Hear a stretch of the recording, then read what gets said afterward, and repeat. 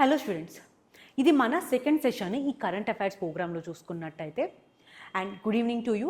So ఒక్కసారి ఇవాళ topics చూద్దాము. ఫస్ట్ వచ్చేటప్పటికి ఐఎన్ఎస్ అరిదామన్. సో అరిదామన్ మనం చూసుకున్నట్టయితే India's third nuclear powered submarine అనమాట. రీసెంట్గా ఇండియా ఈ ఐఎన్ఎస్ అరిదామన్ని ఇండక్ట్ చేసుకోవడం జరిగింది. సో ఒక్కసారి మనం చూసుకున్నట్టే ప్రీవియస్గా రెండు మనకి న్యూక్లియర్ పవర్డ్ సబ్మెరైన్స్ ఉన్నాయి. సో ఫస్ట్ వచ్చేటప్పటికి 2016లో మనం ఐఎన్ఎస్ అరిహాంత్ని తీసుకొచ్చాము.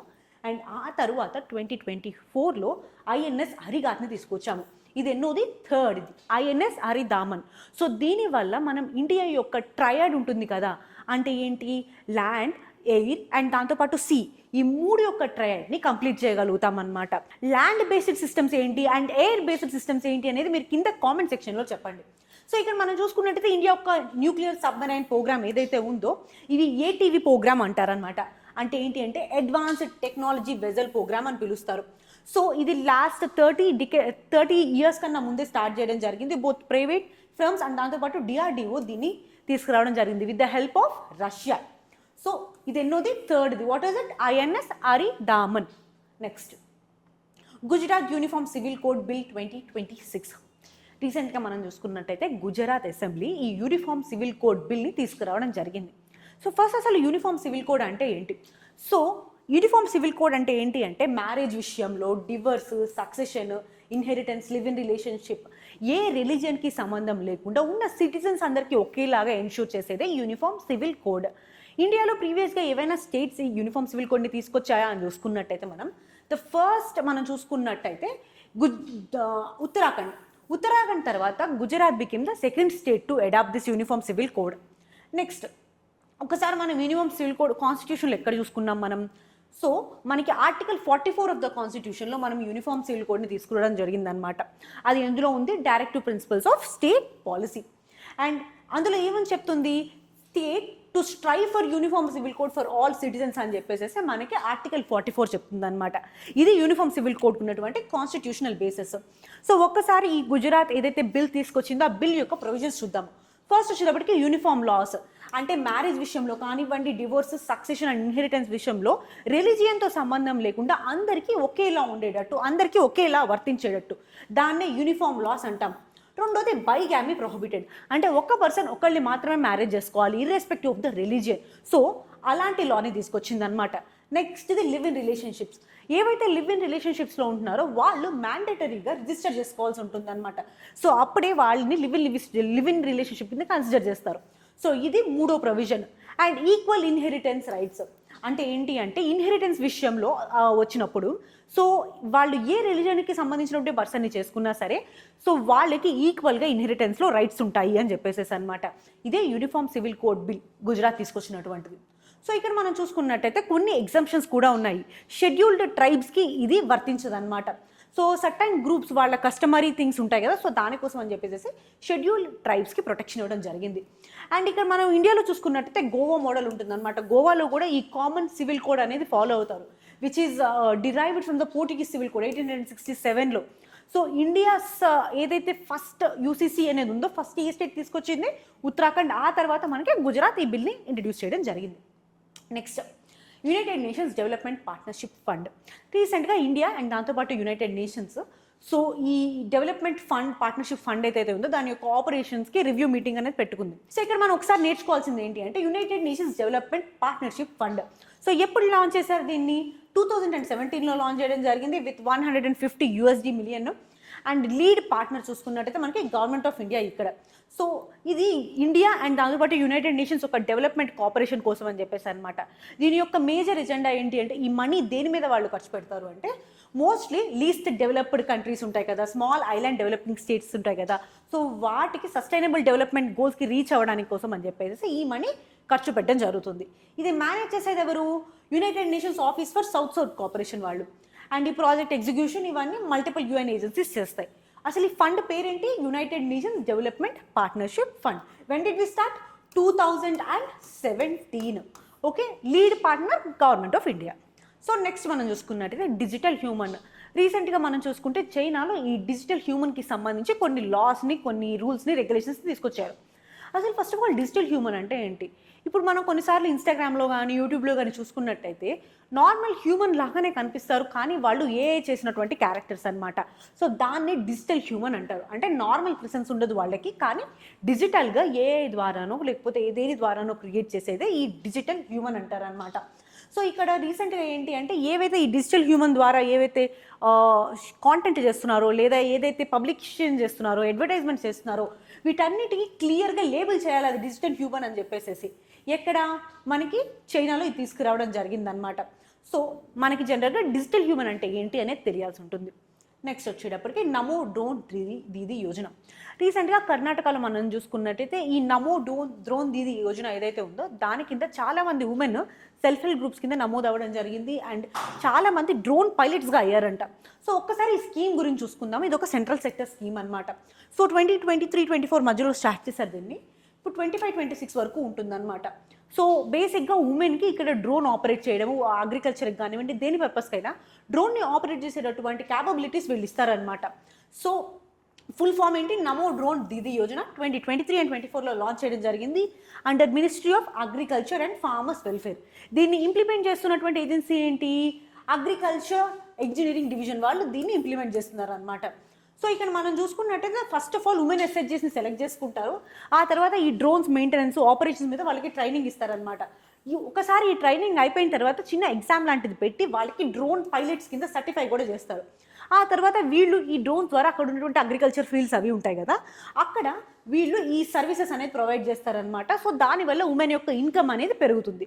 So this is the major objective of this Namo drone Didi Yojana.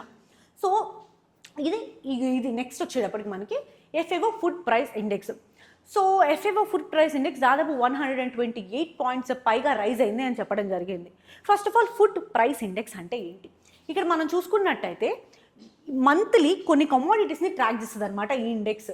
అంటే ఇంటర్నేషనల్ ప్రైసెస్ని. ఫర్ ఎగ్జాంపుల్ ఏంటివి? మేజర్ కమోడిటీస్, సీరియల్స్ అంటే వీట్, బార్లీ ఇవన్నీ అనమాట. అంటే రెగ్యులర్గా మనం తినే వీట్, రైస్, బార్లీ.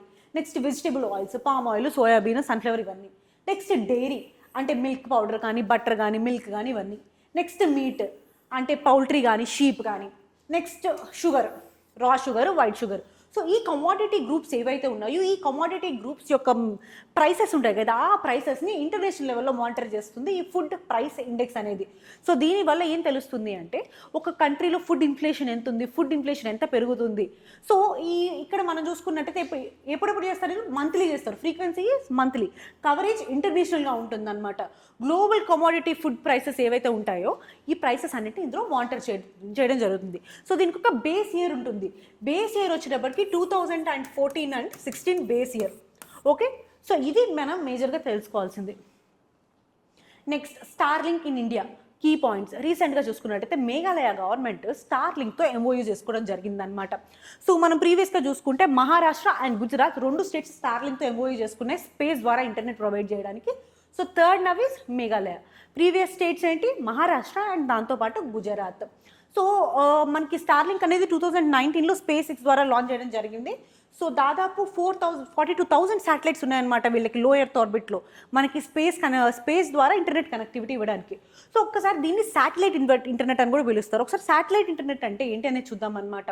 సో బేసిక్గా శాటిలైట్స్ని ఈ జియో స్టేషనరీ ఆర్బిట్స్లో ప్లేస్ చేయడం జరుగుతుంది. అది లో ఎర్త్ ఆర్బిట్ కానివ్వండి, మిడిల్ ఎర్త్ ఆర్బిట్ కానివ్వండి. సో అక్కడ నుంచి మనకి ఈ గ్రౌండ్ స్టేషన్స్ ఉంటాయన్నమాట కింద యాంటీనాస్ లాంటివి. సో ఇలాంటి యాంటీనాస్ ద్వారా ఈ గ్రౌండ్ సెగ్మెంట్ ఈ నెట్వర్క్ని కంట్రోల్ చేస్తుంది. ఆ తర్వాత అవి యూజర్స్కి ఫైనల్ టెర్మినల్ వరకు, ఫోన్ వరకు వస్తాయన్నమాట. సో ఇది శాటిలైట్ ఇంటర్నెట్ యొక్క ఇన్ఫ్రాస్ట్రక్చర్. మనం చూసుకున్నట్టయితే మనకి ల్యాండ్ బేస్డ్ ఇంటర్నెట్లో ఈ వైర్స్ ఇవన్నీ ఉంటాయి కదా, అలాంటివి ఏమీ లేకుండా ఈ శాటిలైట్ బేస్డ్ ఇంటర్నెట్ తీసుకోవచ్చు. సో దీనివల్ల ఏమవుతుందంటే లాస్ట్ మైల్ కనెక్టివిటీ లేని ఏరియాస్ ఉంటాయి అండ్ ఎక్కడైతే అసలు మనకి నెట్వర్క్ ఉండదు, లేకపోతే వైర్ కనెక్షన్స్ ఉండవు, కనెక్టివిటీ ఉండవు, అలాంటి ఏరియాస్ కూడా ఇంటర్నెట్ ఇవ్వగలిగేటటువంటి అవకాశం ఉంటుంది విత్ లో కాస్ట్. ఒకసారి ఇండియాలో ఈ శాటిలైట్ ఇంటర్నెట్ ఏదైతే ఉందో దాని యొక్క రెగ్యులేటరీ ఎన్వైర్న్మెంట్ ఎట్లా ఉంది అనేది చూద్దాం.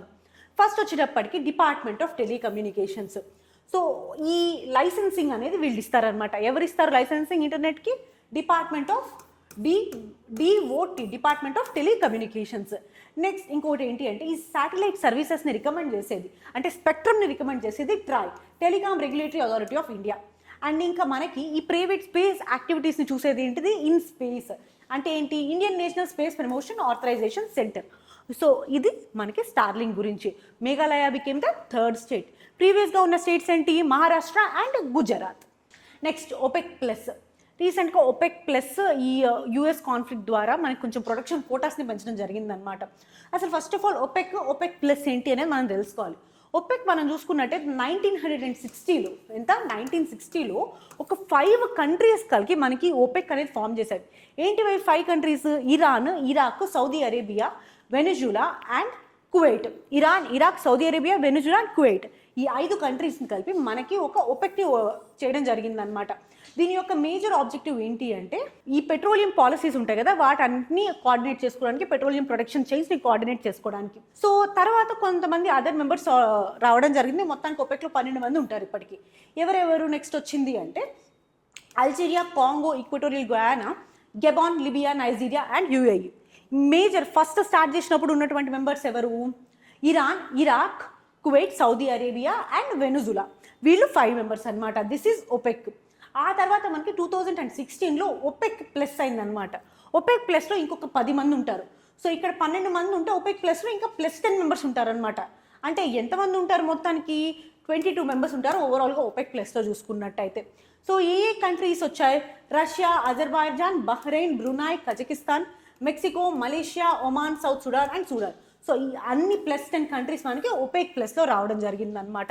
60% of the world oil supply ఏదైతే ఉంటుందో ఆ 60% ఈ OPEC ప్లస్ కంట్రీస్ నుంచి వచ్చేస్తుంది అనమాట. సో ఓవరాల్గా ఎంతమంది OPEC ప్లస్లో? 22 members. Global oil supply chain యొక్క కోఆర్డినేషన్ కోసం దీన్ని అరేంజ్ చేసుకోవడం జరిగింది. సో ఇది మనకి OPEC అండ్ OPEC ప్లస్ గురించి ఉన్నటువంటి న్యూస్. Next project maven. రీసెంట్గా మనం చూసుకున్నట్టయితే యుఎస్ యొక్క స్ట్రైక్స్లో ఈ ప్రాజెక్ట్ మేవెన్ బాగా వినడం జరుగుతుంది. అసలు ఇది ఏంటంటే ఆర్టిఫిషియల్ ఇంటెలిజెన్స్ని యూజ్ చేసుకొని గ్రౌండ్ సెగ్మెంట్స్లో టార్గెట్స్ ఉంటాయి కదా వాటిని మానిటర్ చేయడము, వాటిని అటాక్ చేసేటటువంటి ఆ క్యాపబిలిటీస్ ఉన్నదన్నమాట ఈ ప్రాజెక్ట్ మేవెన్ అనేది. సో బేసిక్గా ఏంటి అంటే ఈ US స్ట్రైక్స్ జరుగుతున్నాయి కదా, ఫస్ట్ ఆఫ్ ఆల్ ఈ డ్రోన్స్ ద్వారా కానీ ఏమన్నా ఫస్ట్ ఇమేజెస్ అండ్ వీడియోస్ని క్యాప్చర్ చేస్తుంది. ఆ తర్వాత AI ద్వారా అనాలిసిస్ చేసి టార్గెట్ ఐడెంటిఫై చేస్తారనమాట దీన్ని. అండ్ ఆ టార్గెట్ యొక్క real time movement, real time intelligence ఈ మేవెన్ ఇస్తుంది. సో దాని ద్వారా మనకి అంటే స్పెసిఫిక్గా USAకి ఈ స్ట్రైక్స్లో బాగా ఎయిడ్ అవుతుందన్నమాట. నెక్స్ట్ ఏక్ భారత్ శ్రేష్ఠ భారత్. రీసెంట్గా మనకి యువ సంఘం అనేది జరిగింది ఈ ఏక్ భారత్ శ్రేష్ఠ భారత్ కింద. ఒక్కసారి ఏక్ భారత్ అండ్ శ్రేష్ఠ భారత్ యొక్క పిల్లర్స్ చూద్దాము. సో మొత్తం 5 పిల్లర్స్ ఉంటాయి ఈ ఏక్ భారత్ శ్రేష్ఠ భారత్ ప్రోగ్రాంలో.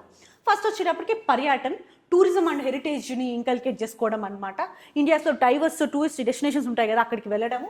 రెండోది వచ్చేటప్పటికి పరంపర, కల్చర్ అండ్ ట్రెడిషన్స్. అంటే ఒక స్టేట్లో ఒక కల్చర్ ఉంటుంది, ట్రెడిషన్స్ ఉంటుంది, ఫెస్టివల్స్ ఉంటాయి. సో వాటిని సెలబ్రేట్ చేసుకోవడము. Next Pragati, development and governance. అంటే ఏదైతే బెస్ట్ ప్రాక్టీసెస్ ఒక స్టేట్లో ఉన్నాయో ఇంకొక స్టేట్కి ఆ బెస్ట్ ప్రాక్టీసెస్ ఏవైతే ఉంటాయో వాటిని ఎక్స్చేంజ్ చేసుకోవడము. నెక్స్ట్ పరస్పర సంపర్క్, అంటే పీపుల్ టు పీపుల్ కనెక్ట్ అనమాట. అంటే ట్రస్ట్, ఫ్రెండ్షిప్స్ డిఫరెంట్ స్టేట్స్ మధ్యలో ఇండియా మొత్తం మీద కనెక్ట్ చేసుకోవడము, పెంచుకోవడము. అండ్ ఫిఫ్త్ వచ్చేటప్పటికి ప్రద్యోగికి, అంటే టెక్నాలజీ అండ్ ఇన్నోవేషన్ మీద చేసేదన్నమాట. సో ఇవన్నీ 5 థిమాటిక్ పిల్లర్స్ దీనికి. సో ఫస్ట్ ఆఫ్ ఆల్ ఈ యువ సంఘం అనేది ఆర్ ఈ ఏక్ భారత్ శ్రేష్ఠ భారత్ అనేది ఎలా వర్క్ అవుతుంది అంటే ఫస్ట్ స్టేట్స్ని యూటీస్ని అంటే స్పెసిఫిక్ స్టేట్ని స్పెసిఫిక్ యూటీని పేర్ చేస్తారనమాట. చేసిన తర్వాత వాళ్ళు ఒక ఈ యాక్టివిటీస్ ఏవైతే ఉన్నాయో అవి ఆ స్టేట్ అండ్ యూటీకి మధ్య జరుగుతాయి. సో దాన్ని ఆ స్పెసిఫిక్ మినిస్టర్స్ కానివ్వండి, ఇన్స్టిట్యూషన్స్ కానీ ఈ యాక్టివిటీస్ని తీసుకురావడం జరుగుతుంది. తర్వాత పీపుల్ టు పీపుల్ కనెక్ట్ ఉంటుంది. సో దానివల్ల ఇండియా స్ట్రాంగర్ యూనిటీ ఉన్నటువంటి కంట్రీగా అవుతుందన్నమాట. This is the overall objective of this Ek Bharat and Shreshtha Bharat initiative. So next stagflation. రీసెంట్గా మనం చూసుకున్నట్టయితే మనకి ఈ US కాన్ఫ్లిక్ట్ వల్ల, ఈ ఎనర్జీ క్రైసిస్ వల్ల ఈ స్టాగ్ ఇన్ఫ్లేషన్ అనేది చూడడం జరిగిందనమాట. సో ఒక్కసారి స్టాగ్ ఇన్ఫ్లేషన్ ఎందుకు వస్తుంది అంటే జనరల్గా ఎకనామిక్ గ్రోత్ స్లో ఉంటుంది అండ్ దాంతోపాటు అన్ఎంప్లాయ్మెంట్ ఉంటుంది అండ్ ప్రైసెస్ కూడా ఒక పక్క నుంచి రైజ్ అవుతూ ఉంటాయి అన్నమాట. అసలు first of all unemployment and దాంతోపాటు ప్రైస్ రైజ్ వీటన్నిటిని కలిపినప్పుడు వచ్చేది స్టాగ్ ఇన్ఫ్లేషన్. సో ఇక్కడ మనం చూసుకున్నట్టయితే ఫస్ట్ ఆఫ్ ఆల్ ఎందుకు ఈ స్టాగ్ ఇన్ఫ్లేషన్ వస్తుంది? ఫస్ట్ ఆఫ్ ఆల్ ఏంటి? Supply chain issues. For example oil prices పెరిగినా, అంటే ఫర్ ఎగ్జాంపుల్ ఈ గ్లోబల్ కాన్ఫ్లిక్ట్స్ ఆయిల్ ప్రైసెస్ పెరుగుతున్నాయి అన్నాం కదా. సో దానికోసం ఇన్పుట్ కాస్ట్ పెరిగినా అండ్ ఫిజికల్ పాలసీస్ ఎక్స్పాన్షనరీగా ఉన్నా, అంటే గవర్నమెంట్ ఎక్కువ స్పెండ్ చేస్తున్నా సరే ప్రైసెస్ పెరిగిపోతూ ఉంటాయి. అండ్ దాంతోపాటు demand and supply miss match వచ్చినప్పుడు మనకి స్టాగ్ ఇన్ఫ్లేషన్ వస్తుంది. ఈ స్టాగ్ ఇన్ఫ్లేషన్ వచ్చినప్పుడు సెంట్రల్ బ్యాంక్స్ కంట్రోల్ చేయడం చాలా కష్టం అనమాట. ఎందుకని చెప్పేసేసి సో జనరల్గా ఇన్ఫ్లేషన్ వచ్చింది అనుకోండి, అంటే ఏంటి, ఎక్కువ ప్రైసెస్ పెరిగిపోతున్నాయి అనుకోండి, అప్పుడు సెంట్రల్ బ్యాంక్స్ ఏం చేస్తాయి, ఇంట్రెస్ట్ రేట్స్ రైజ్ చేస్తాయి. సో దానివల్ల ప్రైసెస్ తగ్గుతాయి అనమాట. కానీ ఇక్కడ స్టాగ్ ఇన్ఫ్లేషన్ ఏమవుతుంది అంటే ఇంట్రెస్ట్ రేట్ రైజ్ చేసింది అనుకోండి, బారోయింగ్ కాస్ట్ అనేది పెరుగుతుంది కదా. సో దానివల్ల ఏమవుతుంది, ఇన్వెస్ట్ చేయడము, స్పెండ్ చేయడం ఇవన్నీ తగ్గిపోతాయి. అన్ఎంప్లాయ్మెంట్ కూడా ఇంకా పెరుగుతుందన్నమాట. సో ఈ స్టాగ్ ఇన్ఫ్లేషన్లో బోత్ హై అన్ఎంప్లాయ్మెంట్ ఉంటుంది, రైజింగ్ ప్రైసెస్ ఉంటాయి. సో ఇలాంటి సిచ్యువేషన్లో సెంట్రల్ బ్యాంక్ అనేది దాన్ని కంట్రోల్ చేయడం చాలా కష్టంగా ఉంటుంది. నెక్స్ట్ వచ్చేటప్పటికి మనకి మిషన్ మిత్ర. సో రీసెంట్గా ఇస్రో ఈ మిషన్ మిత్రాని కండక్ట్ చేసింది. ఎవరు కండక్ట్ చేశారు మిషన్ మిత్ర? ఇస్రో. ఎక్కడ? లడఖ్లో కండక్ట్ చేయడం జరిగిందనమాట. సో బేసిక్గా గగన్యాన్కి పంపిస్తున్నటువంటి క్రూ ఎవరైతే ఉన్నారో వాళ్ళకి టెస్ట్ చేయడమే ఈ మిషన్ మిత్ర. మనం చూసుకున్నట్టయితే వాళ్ళ యొక్క మెంటల్ ఫిజికల్ క్యాపబిలిటీస్ని టెస్ట్ చేస్తారనమాట ఇక్కడ. So ISRO Indian air force institute of aerospace and medicine యొక్క పార్ట్నర్షిప్తో ఈ మిషన్ని తీసుకురావడం జరిగింది. సో ఇక్కడ ఏంటి అంటే గగన్యాన్ క్రూ ఉంటారు కదా, వాళ్ళు స్ట్రెస్ టైంలో వాళ్ళ యొక్క ఆపరేషనల్ ఇంటెలిజెన్స్ ఎట్లుంటుంది, వాళ్ళ యొక్క పర్ఫార్మెన్స్ ఎట్లా ఉంటుంది అనేది ఆబ్జెక్టివ్ అనమాట. దీన్ని టెస్ట్ చేయడానికి లడఖ్లో చేయడం జరిగింది. అండ్ మిషన్ మిత్ర ఎవరు చేస్తారు మనకి? ఇస్రో చేయడం జరిగింది. Next, western dedicated freight corridor fully completed. మనకి మినిస్ట్రీ ఆఫ్ రైల్వేస్ నుంచి వచ్చినటువంటి న్యూస్ ఏంటి అంటే ఈ వెస్ట్రన్ డెడికేటెడ్ కారిడార్ ఏదైతే ఉందో అది ఫుల్గా కంప్లీట్ అయింది అంట. ఒక్కసారి డెడికేటెడ్ ఫ్రైట్ కారిడార్స్ అంటే ఏంటి అని చూద్దాము. సో బేసిక్గా స్పెసిఫిక్గా ఫ్రైట్ని ట్రాన్స్పోర్ట్ చేయడానికి మాత్రమే తీసుకొచ్చినటువంటి రైల్వే కారిడార్స్ ఇవి. దీన్నే డెడికేటెడ్ ఫ్రైట్ కారిడార్స్ అని పిలుస్తారు అనమాట. సో ప్రస్తుతం ఉన్నటువంటి రైల్వే నెట్వర్క్స్ ఉన్నాయి కదా, అవన్నీ చాలా కంజెస్టెడ్గా ఉండడం చేత స్పెసిఫిక్గా ఫ్రైట్ ట్రాన్స్పోర్టేషన్ కోసం తీసుకొచ్చారు. సో 2005లో స్టార్ట్ చేయడం జరిగింది, 2008లో దీన్ని అప్రూవ్ చేశారనమాట. సో ఇక్కడ మనం చూసుకున్నట్టయితే first western dedicated freight corridor ఎక్కడి నుంచి స్టార్ట్ అవుతుంది? యూపీలో ఉన్నటువంటి దాద్రి నుంచి స్టార్ట్ అవుతుంది. యూపీలో ఉన్నటువంటి దాద్రి నుంచి మహారాష్ట్రలో ఉన్నటువంటి జేఎన్పీటీ పోర్ట్ వరకు వెళ్తుంది అనమాట western dedicated freight corridor. Next వచ్చేటప్పటికి ఈస్టర్న్ డెడికేటెడ్ ఫ్రైట్ కారిడార్ కూడా చూద్దాము. పంజాబ్లో ఉన్నటువంటి లుధియానా నుంచి స్టార్ట్ అవుతుంది, బీహార్లో ఉన్నటువంటి సోన్నగర్ వరకు వెళ్తుంది. అది ఈస్టర్న్ డెడికేటెడ్ ఫ్రైట్ కారిడార్ అనమాట. ఇవి మేజర్ కారిడార్స్. ఇప్పుడు మనం ఈ వేరే కారిడార్స్ కూడా ఉన్నాయి. For example east Coast corridor, ఇది ఖరగ్పూర్ నుంచి విజయవాడ వరకు రన్ అవుతుంది అనమాట. ఇదేంటిది? East Coast corridor. East Coast corridor from Kharagpur to Vijayawada. Next మనం చూసుకున్నట్టయితే ఈస్ట్ వెస్ట్ కారిడార్, పాల్ఘర్ నుంచి ఆండల్ వరకు రన్ అవుతుంది. ఇది ఈస్ట్ వెస్ట్ కారిడార్. నెక్స్ట్ వచ్చేటప్పటికి నార్త్ సౌత్ సబ్ కారిడార్ అనమాట. ఇక్కడ విజయవాడ నుంచి ఇట్రాసి వరకు వెళ్తుంది. ఇది north south sub corridor. So ఓవరాల్గా ఇవి డెడికేటెడ్ ఫ్రైట్ కారిడార్స్ మనం చూసుకున్నట్టయితే. సో మనం ఇక్కడ డెడికేటెడ్ ఈ ఫ్రైట్ కారిడార్స్ ఎవరి ద్వారా వస్తుంది అంటే dedicated freight corridor corporation of India limited వాళ్ళు ఈ డెడికేటెడ్ ఫ్రైట్ కారిడార్స్ కన్స్ట్రక్ట్ చేస్తారు. ఇక్కడ మనం చూసుకున్నట్టయితే ఇది ఎప్పుడు ఎస్టాబ్లిష్ చేశారు? డెడికేటెడ్ ఫ్రైట్ కారిడార్ కార్పొరేషన్ 2006లో ఎస్టాబ్లిష్ చేశారు as a special purpose vehicle under ministry of railways. So దీని యొక్క రోల్ ఏంటి అంటే స్పెసిఫిక్గా ఈ డెడికేటెడ్ ఫ్రైట్ కారిడార్స్ ఉంటాయి కదా, ప్లాన్ చేయడము, డెవలప్ చేయడము, కన్స్ట్రక్ట్ చేయడము, దాని యొక్క ఆపరేషన్ అండ్ మెయింటెనెన్స్ ఈ dedicated freight corridor corporation of India వాళ్ళు చూసుకుంటారనమాట. సో ఇది ఇవాల్టి current affairs. Thank you so much and please keep watching.